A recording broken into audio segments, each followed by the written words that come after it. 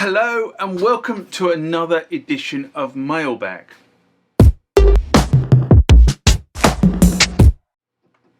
What is Mailbag? Well, Mailbag is a feature of the channel where you guys leave lots of comments on the channel and I attempt to answer those comments, or if I can't answer those comments, I throw it out to you guys who have more knowledge on some of this stuff than I do. So let's get into the first mailbag of this session. Remember, like, comment, subscribe to the channel. Go over to Instagram and follow me there. Go over to Facebook, follow me there. That's where the normal notices are. And consider becoming a Patreon.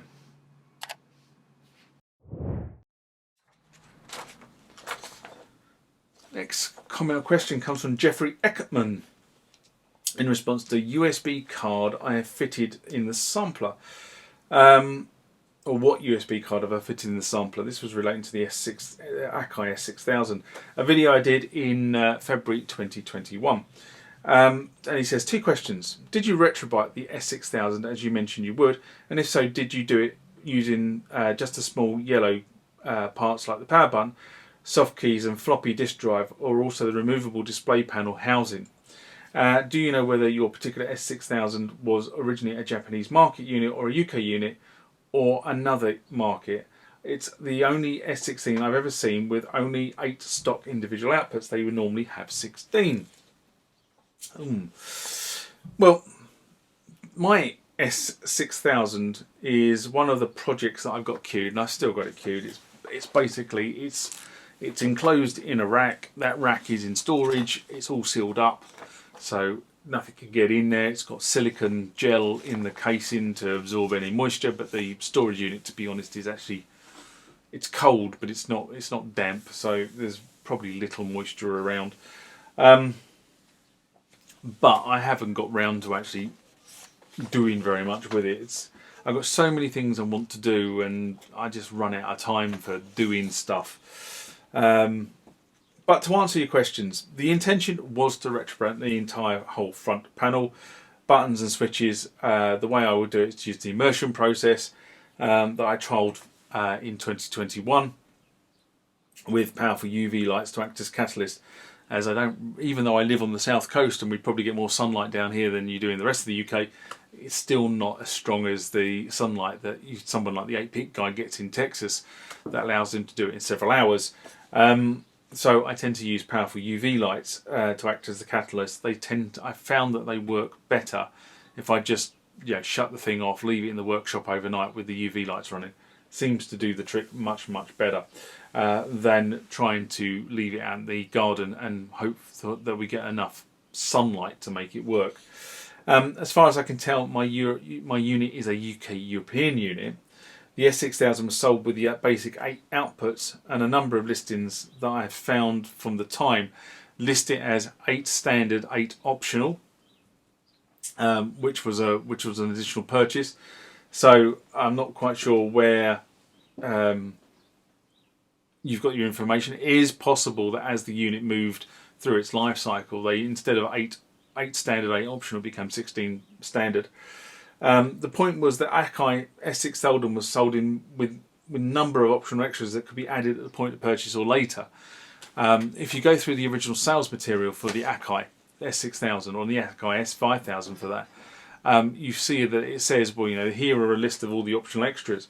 And basically what people would do at the time, and I know this because I know somebody actually bought an S6000, no sorry, an S5000 brand new in the day, and the unit cost, I don't know, let's say 3,000 quid, I can't remember what the numbers are, and he spent £5,000 because he put additional RAM on it, he put additional effects on it, he put additional this on it, additional that on it, and each one of those was an extra £200-300 a pop.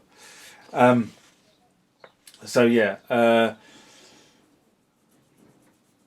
so I'm not sure, bottom line is they added significant cost, and of course trying to find them now, although actually recently there's been quite a few on eBay, quite a few optional extras or optional cards that popped up on eBay that I've considered getting, I have to be honest. Anyway, Jeffrey writes back and says, thanks for the reply, I'm curious how the Retrobrite will turn out. I've never seen or read about the procedure on an AKAI sampler. You might want to consider using sodium percarbonate powder, as it's the strongest form of peroxide at 99% purity. It needs activation with boiling water and stirring, and the additional UV light can only help. I successfully used sodium peroxide on a yellow synth keys. I don't know what you want to peroxide Retrobrite the aluminium portions of the front panel face. Now, I'll carry on actually before I respond. I've never seen an S6000 with only 8 outputs. Like your unit, I'm pretty certain they were always originally equipped with 16 outputs, although in some markets it may have been only included 16 4-note polyphony. Outputs 9 to 16 were probably on a separate regular 8 output board duplicate of the 8 output board. Well, if you look inside, you can actually see where it all plugs in. There's a standard board when you plug both output boards into the board, if you like.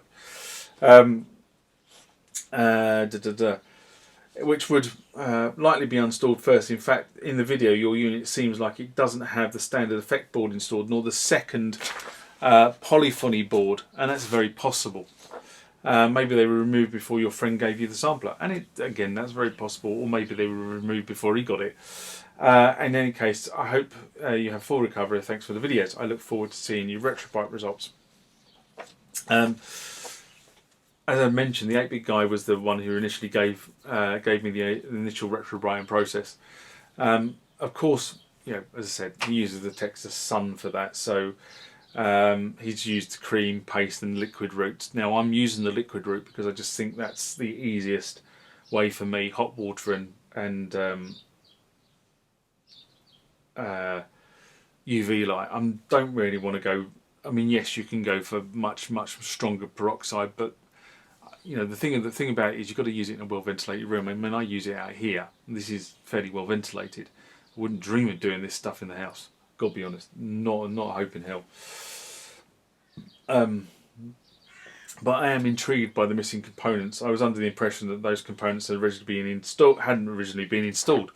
So again, I'm looking at recent eBay listings. A number of these components have come up, so maybe I will build my S6000 up to a fully functional machine. I do need to probably do a bit more research on what I think is missing and what is actually in the machine to be able to understand what I need to put in the machine to make it fully functioned. Anyway, he also wished me hoped I get better soon. Well, I was quite ill last year, so thank you very much for that as well.